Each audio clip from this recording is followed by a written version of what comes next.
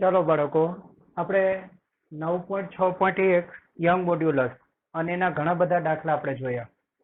ચાલો હવે topic number 9.6.2. એમાં થિયરી આ રીતે પૂછાય: તારના દ્રવ્યનો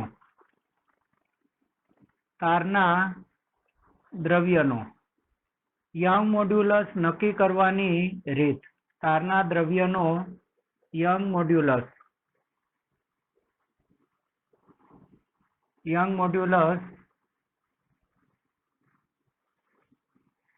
નક્કી કરવાનો પ્રયોગ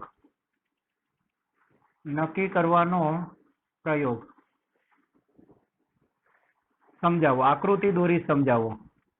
ચાલો, તારના દ્રવ્યનો યંગ મોડ્યુલસ નક્કી કરવાનો પ્રયોગ આકૃતિ દોરી સમજાવો. ચાલો, હવે આમાં શું હોય તો કોઈ બી દ્રઢ આધાર, દાખલા તરીકે ધારો કે આપણું આ રૂપ, તો આપણે જેમ હૂકથી પંખો ટાંગીએ ને એવી રીતે તમારે શું કરવાનું, દ્રઢ આધારથી બે તાર લટકાવવાના. ધારો કે આ દ્રઢ આધાર, ચાલો સ્થિર દ્રઢ આધાર, અને તમારે પાસે બે તાર લટકાવવાના. ચાલો, અને આ બંને તારની ખાસિયત સમાન લંબાઈ અને સમાન આડછેદ. ચાલો, આ રીતે પાસે બે તાર લટકાવવાના. પેલો તાર અને આ બીજો તાર. ચાલો, તો આ રીતે તમારે સ્થિર દ્રઢ આધાર પરથી આકૃતિનું વર્ણન કરતા જઈએ.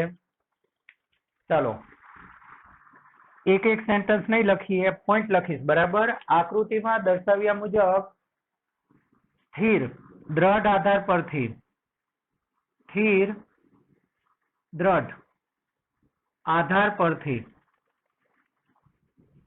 ચાલો શું કરેલું છે? સમાન ત્રિજ્યા અને સમાન લંબાઈ,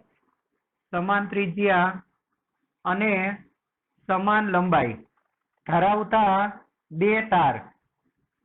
ચાલો, તમારે હું હવે પછી થિયરીમાં આપણે આ જ કરશું, બધું લખવા જઈએ તો ટાઈમ બગડે, બરાબર? એટલે હું અમુક શબ્દ લખીશ, તમને સેન્ટેન્સ બનાવતા આવડવા જોઈએ. ચાલો, આકૃતિમાં દર્શાવ્યા મુજબ સ્થિર દ્રઢ આધાર પરથી સમાન ત્રિજ્યા અને સમાન લંબાઈ ધરાવતા બે તારને, ચાલો બે તારને પાસે રહે તેમ લટકાવેલ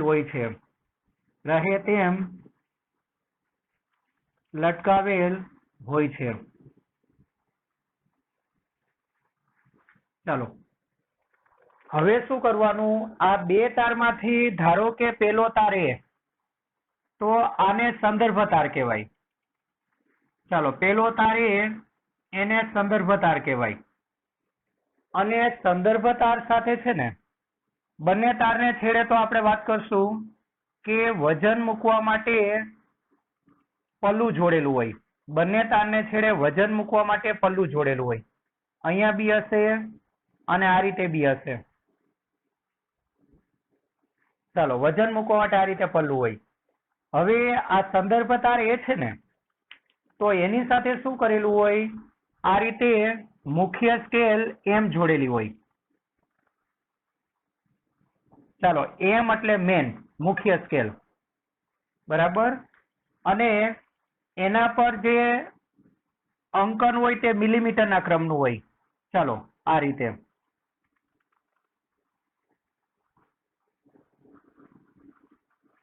છેક સુધી કાપા હોય, બરાબર? આ રીતે.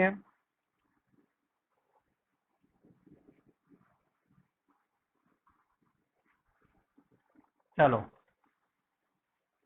આ રીતે, એટલે આ મુખ્ય સ્કેલ.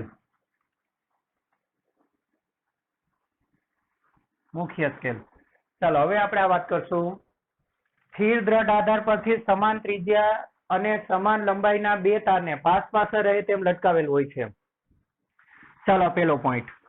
બીજા પોઈન્ટમાં શું કરવાનું?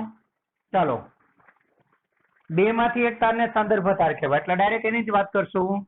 ચાલો, તે પૈકી આ બે તાર છે ને, ચાલો તે પૈકી અથવા તેમાંથી સંદર્ભ તાર સાથે શું કરેલું હોય? સંદર્ભ તાર સાથે ચાલો મુખ્ય સ્કેલ એમ, મુખ્ય સ્કેલ એમ, બરાબર, મુખ્ય સ્કેલ એમ જે કયા ક્રમની હોય? જે મિલીમીટરના ક્રમની હોય, જે મિલીમીટરના ક્રમની હોય, બરાબર. ચાલો તો તેમાંથી સંદર્ભ તારને આપણે શું કહી દઈએ? એ સાથે. ચાલો મુખ્ય સ્કેલ એમ અને મુખ્ય સ્કેલ એમ તથા વજન મૂકવા માટે, વજન મૂકવા માટે તેના છેડે પલ્લું જોડેલ હોય છે, જોડેલ હોય છે. થયું? ચાલો હવે ગૌણ સ્કેલ. અને આ જે છે ને આને પરીક્ષણ તાર કહેવાય. આ જે તાર છે તે તમારો સંદર્ભ તાર. ચાલો આ બીજો તાર છે બી, તે તમારો પરીક્ષણ તાર કહેવાય. આ પરીક્ષણ તાર કહેવાય.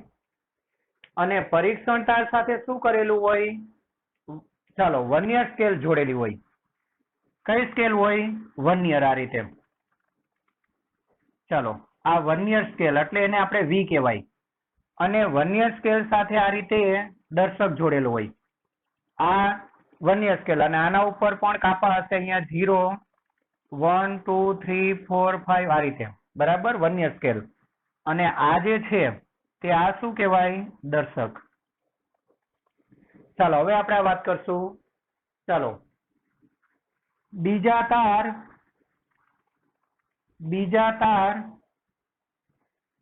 બી, બીજા તાર બી ને પરીક્ષણ તાર કહે છે. પરીક્ષણ તાર કહે છે. આ જે બીજો તાર છે એને શું કહેવાય? પરીક્ષણ તાર. ચાલો આ પરીક્ષણ તારના છેડે શું કરેલું હોય છે? તો પરીક્ષણ તાર કહે છે. ચાલો તો તેની સાથે અથવા તેના છેડે શું કરેલું હોય? દર્શક સાથે. તેના છેડે દર્શક સાથે ચાલો કઈ સ્કેલ કહેવાય આને? Vernier scale. દર્શક સાથે વર્નિયર સ્કેલ વી તથા ચાલો તથા વજન મૂકવા માટે, વજન કે વજનિયા, વજન મૂકવા માટે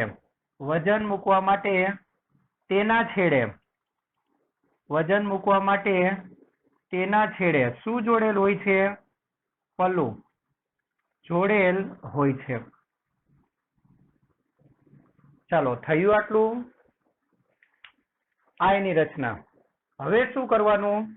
તો તમે આગળ જતા આપણે વાત કરશું કે તમે પરીક્ષણ તારમાં વજન મૂકશો એટલે એમાં બોજ આવશે, એટલે તાર તણાવ બળની અસર હેઠળ આવે અને તારની લંબાઈમાં શું થાય? વધારો. ચાલો તો પરીક્ષણ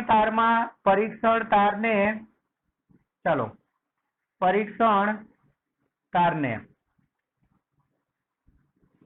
બોજ આપવું એટલે અહીંયા દળ મૂકવો. ચાલો પરીક્ષણ તારને બોજ આપતા તે તણાવ પ્રતિબળની અસર હેઠળ આવશે. આ થિયરી પણ આઈએમપી કરવાની હોય આપણે. એક આ ખાસ કરવાની, પછી પ્રતિબળ વિરુદ્ધ વિકૃતિનો આલેખ એ ખાસ કરવાનો. પરીક્ષણ તારને બોજ આપતા હમણાં કઈ રીતે આપણે હમણાં વાત કરશું. એટલે તમારે આમાં આમાં દળ વધાર્યા કરવાનું, બરાબર. એટલે પરીક્ષણ તારને બોજ આપતા તે તણાવ પ્રતિબળની અસર હેઠળ આવે છે, અથવા તેમાં તણાવ પ્રતિબળ ઉદ્ભવે છે એવું કહેશો તોય વાંધો નહીં, આવે છે. અને તેની લંબાઈમાં શું થશે? વધારો. ચાલો તેની લંબાઈમાં વધારો થાય, બરાબર. ચાલો તેની લંબાઈમાં વધારો થાય. હવે કેટલીક સામાન્ય માહિતી. પહેલી વસ્તુ, કે સંદર્ભ તારનો ઉપયોગ શાના માટે કરવામાં આવે? તમે ધારે તો આ સ્કેલને સંદર્ભ તાર, આ જે મુખ્ય સ્કેલ છે એને આ રીતે બે તાર છે, બરાબર? તો આ સંદર્ભ તાર લેવાના બદલે તમે એ સ્કેલને દિવાલ પર પણ ચિપકાવી શકે, આ સ્કેલને દિવાલ પર પણ રાખી શકે.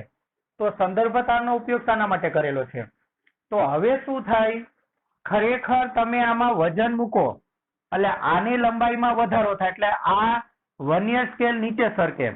ધારો કે અત્યારે આનો 0 નો કાપો આના 9 ના કાપા સાથે મેચ થાય છે, 9 ના કાપા સાથે. હવે ધારો કે તમે આમાં એમ દળ મૂક્યું અને વર્નિયર સ્કેલ સરકી અને નીચે ધારો કે આ સ્કેલ હવે અહીંયા સરકી જાય છે, દર્શક અહીંયા સરકે છે, અને ધારો કે હવે 12 ના કાપા સાથે મેચ થાય, તો આપણે કહી શકીએ કે લંબાઈમાં 3 મિલીમીટરનો વધારો થાય. આ મિલીમીટરમાં છે. હવે શું થાય, એટલે તમારે અહીંયા લંબાઈમાં વધારો દળ મૂકીને કરવાનો છે, બોજ આપીને કરવાનો છે. પણ થશે શું, તો ઘણીવાર એવું બને કે પ્રયોગશાળાના તાપમાનમાં ફેરફાર થાય. તો પ્રયોગશાળાના તાપમાનમાં ફેરફાર થાય તો આ બધા ધાતુના તાર હોય, કોપર, એલ્યુમિનિયમ, સ્ટીલ, લોખંડ, આ બધાનો તાર હોય.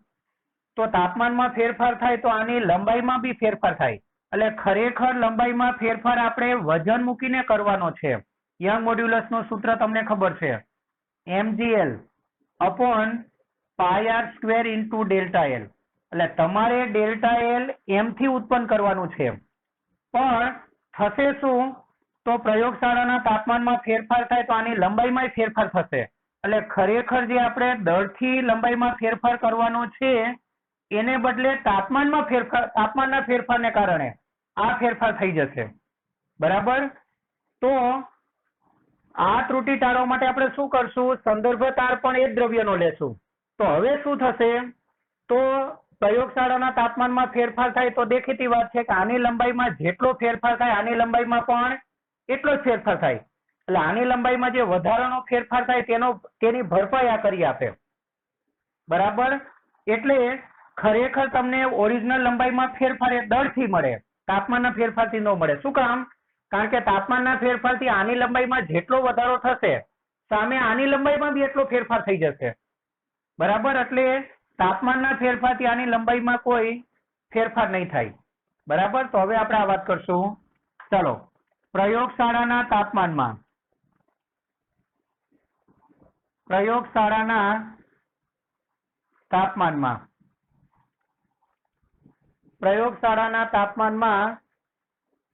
ફેરફાર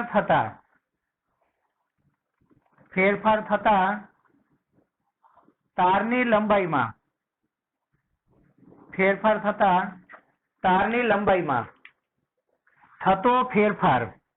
તારની લંબાઈમાં થતો ફેરફાર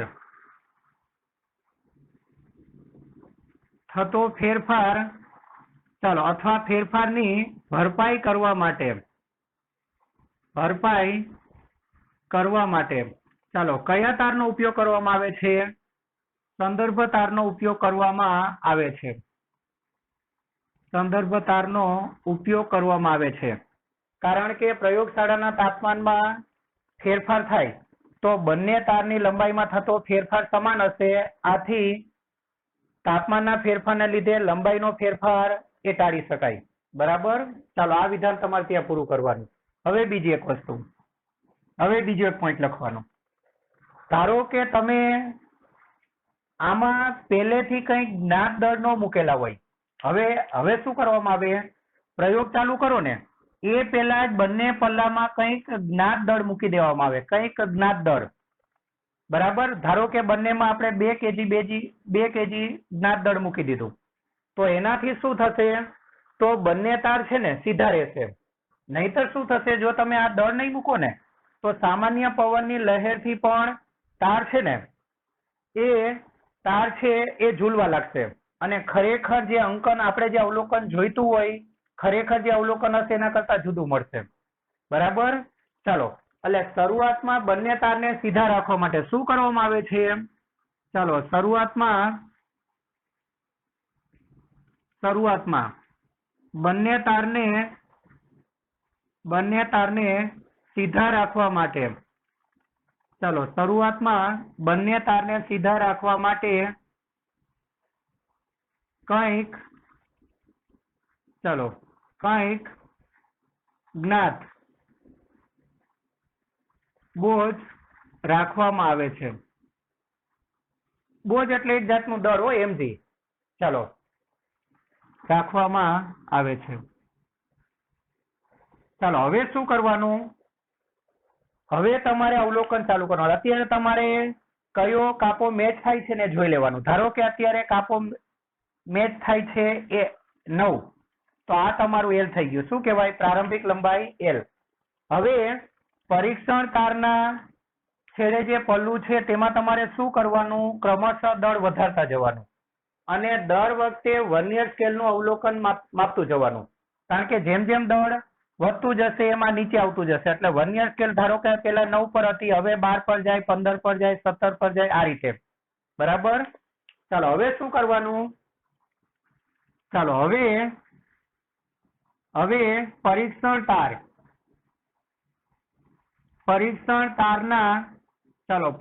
તારના છેડે રહેલ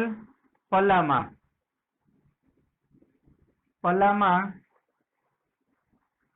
બોજ વધારતા જઈ દર વખતે, ચાલો શું કરવાનું? દર વખતે કોના અવલોકન નોંધવાના? વર્નિયર સ્કેલના. આ વર્નિયર સ્કેલ છે, આ દર્શક છે ને આ જે છે ને એ કઈ સ્કેલ કહેવાય? Vernier scale. ચાલો દર વખતે વર્નિયર સ્કેલના અવલોકનો નોંધવામાં આવે છે.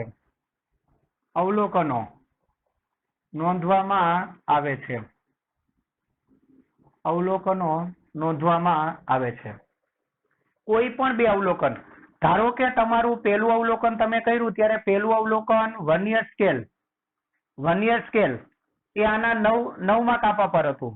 બીજા અવલોકન વખતે ધારો કે વર્નિયર સ્કેલ તમે અત્યારે કેટલું દળ મૂક્યું એમ, ત્યારે વર્નિયર સ્કેલ દેખીતી વાત છે કે દળ વધારો એટલે લંબાઈ વધે, એટલે દર્શક વર્નિયર સ્કેલ ક્યાં ખસવાની? નીચે. અને ધારો કે દર્શક અત્યારે 10.8 પર છે, તો આ બંને અવલોકન વચ્ચેનો જે ડિફરન્સ છે ને, જે ડિફરન્સ આવશે ને, કેટલાનો છે ડિફરન્સ? 1.8. તો આ શું કહેવાય? તારની લંબાઈમાં થતો વધારો. ચાલો કોઈ પણ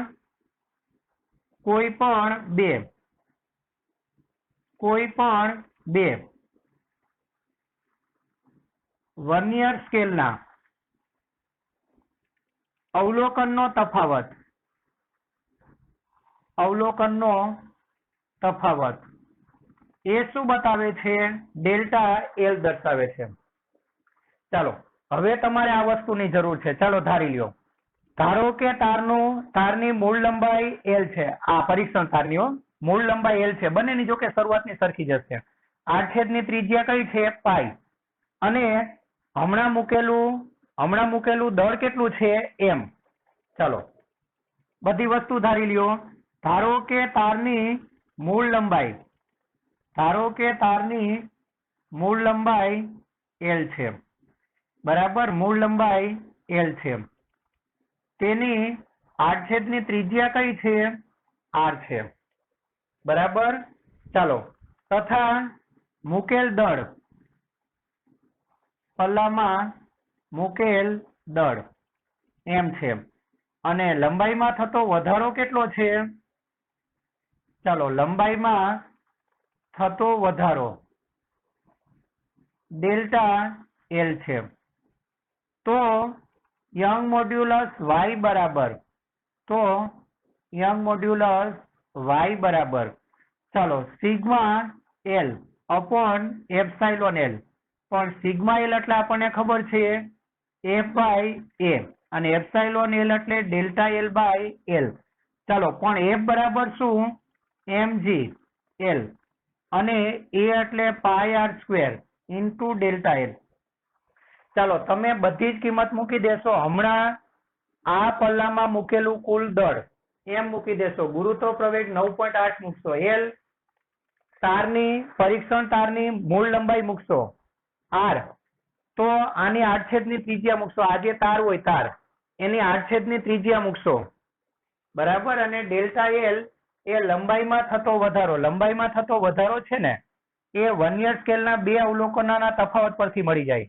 આ બધી જ વસ્તુ મૂકશો ને તો સાદુરૂપ આપીને ગણતરી કરશો તો તમને અહીંયા જે તાર લીધેલો છે એનો યંગ મોડ્યુલસ મળી જશે. ચાલો, તો તારના દ્રવ્યોનું યંગ મોડ્યુલસ નક્કી કરવાની પ્રાયોગિક રીત સમજાવો. એમાં તમારે આટલું ધ્યાન રાખવાનું છે. ચલો બાળકો, આપણે ટોપિક નંબર 9.6.2 તારના દ્રવ્યનો યંગ મોડ્યુલસ નક્કી કરવાની પ્રાયોગિક રીત એ આપણે જોઈ, અને દાખલા તો યંગ મોડ્યુલસના ઓલરેડી પૂરા થઈ ગયા છે. હવે તમારો ટોપિક નંબર 9.6.3 એ સ્કીપ કરેલો છે, પણ ટૂંકમાં સમજાવી જાઉં. ચાલો, આ ટોપિક સ્કીપ કરેલો છે, બરાબર. આકાર સ્થિતિસ્થાપકતા અંક, આકાર સ્થિતિસ્થાપકતા અંક.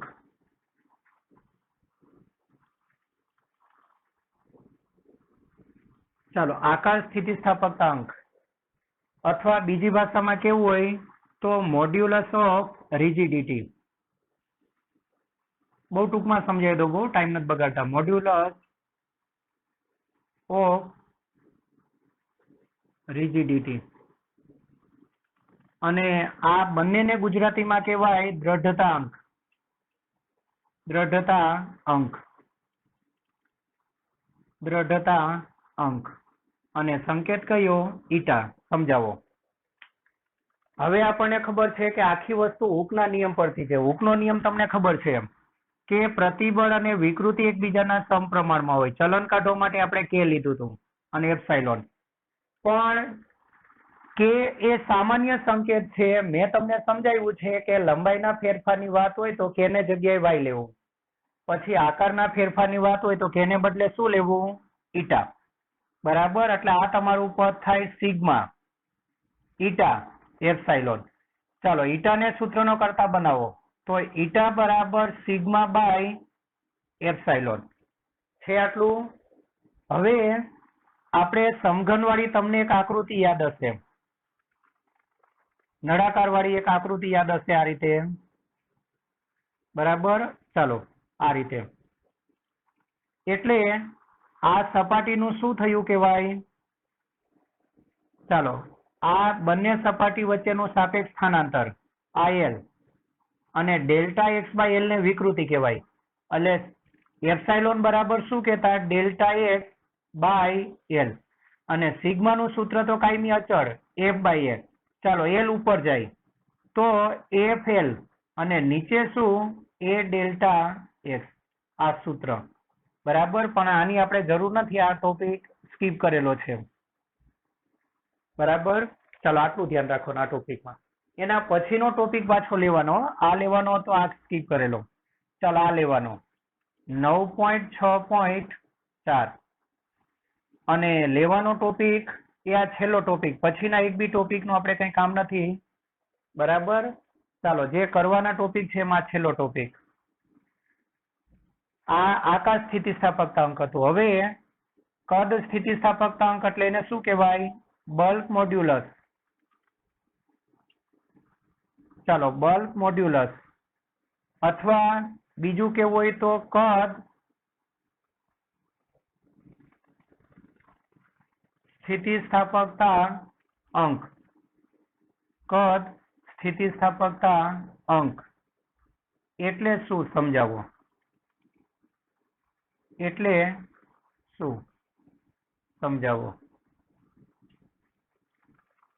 ચાલો, આખી વસ્તુ સમજી લ્યો. બહુ નાની થિયરી છે.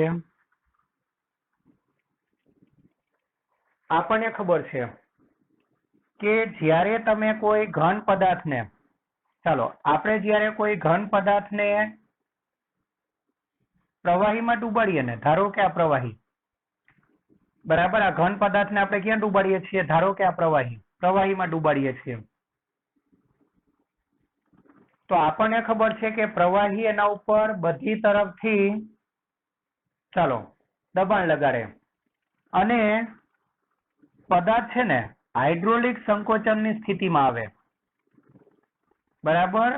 ચાલો, હાઇડ્રોલિક સંકોચનની સ્થિતિમાં આવે. થિયરીમાં બધું આપણે સમજેલા હતા, પણ આમાં તો ટૂંકમાં જ કહેવાનું.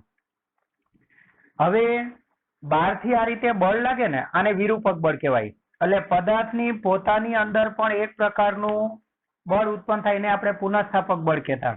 બરાબર, પુનઃસ્થાપક બળ કહેતા. ચાલો, અને એકમ ક્ષેત્રફળ દીઠ લાગતું પુનઃસ્થાપક બળ એટલે અહીંયા આપણે કહેશું હાઇડ્રોલિક પ્રતિબળ. શું કહેશું? હાઇડ્રોલિક પ્રતિબળ. ત્યાં હાઇડ્રોલિક સંકોચન, એના પરથી જે પ્રતિબળ છે ને હાઇડ્રોલિક પ્રતિબળ કહેવાય. ને કદને તો શું કહેવાય?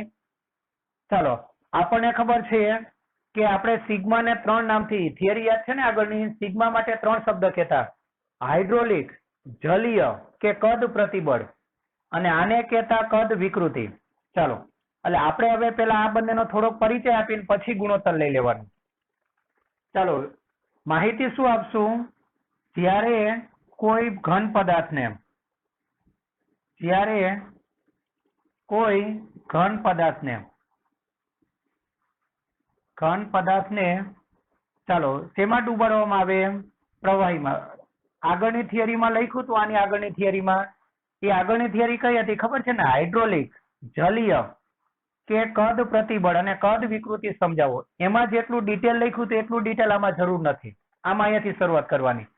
ચાલો, અહીંયા બેનો પરિચય આપી દો. આને હાઇડ્રોલિક પ્રતિબળ ને આને કદ વિકૃતિ કહેવાય. ચાલો, જ્યારે કોઈ ઘન પદાર્થને પ્રવાહીમાં ડુબાડવામાં આવે છે. ચાલો, જ્યારે કોઈ ઘન પદાર્થને પ્રવાહીમાં ડુબાડવામાં આવે છે ત્યારે તે પદાર્થમાં, ચાલો, કયું પ્રતિબળ ઉદ્ભવે છે? ત્યારે તે પદાર્થમાં હાઇડ્રોલિક અથવા જલીય પ્રતિબળ ઉદ્ભવે છે, અથવા તે પદાર્થ જલીય પ્રતિબળની અસર હેઠળ આવે છે ત્યારે તે પદાર્થમાં હાઇડ્રોલિક કે જલીય પ્રતિબળ ઉદ્ભવે છે. બરાબર. અને તેના કદમાં શું થાય? આકારમાં ફેરફાર ન થયો, તેના કદમાં ફેરફાર થાય છે. તેના કદમાં ફેરફાર થાય છે અને તેના કદમાં ફેરફાર થાય છે અને તેને અનુરૂપ વિકૃતિને, ચાલો, તેને અનુરૂપ વિકૃતિને શું કહેવાય? વિકૃતિને કદ વિકૃતિ કહે છે. તેને અનુરૂપ વિકૃતિને કદ વિકૃતિ કહે છે. ચાલો, હવે આપણે આ સૂત્ર તારવવાનું. ચાલો, આ સૂત્ર માટે આપણે શું કરશું? કદની વાત હોય તો કે ની જગ્યાએ બી લેવાય. બી એટલે તમારું આ સૂત્ર આવશે, વ્યાખ્યા લખીએ. બરાબર, તો એ પેલા નીચે સૂત્ર લખી દઈએ. ચાલો, અહીંયા શું લખશું? બી બરાબર સિગ્મા અપોન એપ્સાઇલોન. બરાબર, પણ આ બંને માટે, આ બંને કયું? આ બંને કદને અનુરૂપ લેવાનું. ચાલો, સિગ્મા વી એ શું કહેવાય? ચાલો, સિગ્મા વી એ હાઇડ્રોલિક પ્રતિબળ. એટલે કોનો ગુણોત્તર? હાઇડ્રોલિક પ્રતિબળ અને કદ વિકૃતિના ગુણોત્તરને. ચાલો, વ્યાખ્યા આપણે શું લખશું? હાઇડ્રોલિક પ્રતિબળ, હાઇડ્રોલિક અને કાં તો શું લખો? જલીય પ્રતિબળ. હાઇડ્રોલિક કે જલીય પ્રતિબળ અને કદ વિકૃતિના ગુણોત્તરને, અને કદ વિકૃતિના ગુણોત્તરને ચાલો બલ્ક મોડ્યુલસ કહે છે. બલ્ક મોડ્યુલસ કહે છે. બરાબર. ચાલો, આ તમારું સૂત્ર. હવે આપણને એક વસ્તુ ખબર છે કે હાઇડ્રોલિક પ્રતિબળ છે ને એ દબાણ જેટલું હોય. હાઇડ્રોલિક પ્રતિબળ એ કોના જેટલું હોય? દબાણ જેટલું. અને એપ્સાઇલોન વી એટલે ડેલ્ટા વી બાય વી. ચાલો, બરાબર. હવે આપણને ખબર છે કે દબાણ વધે, જો પી પ્લસ હોય દબાણ વધે તો કદ ઘટે. 12 થી છે, એટલે 12 થી દબાણ વધે તો આનું કદ ઘટે.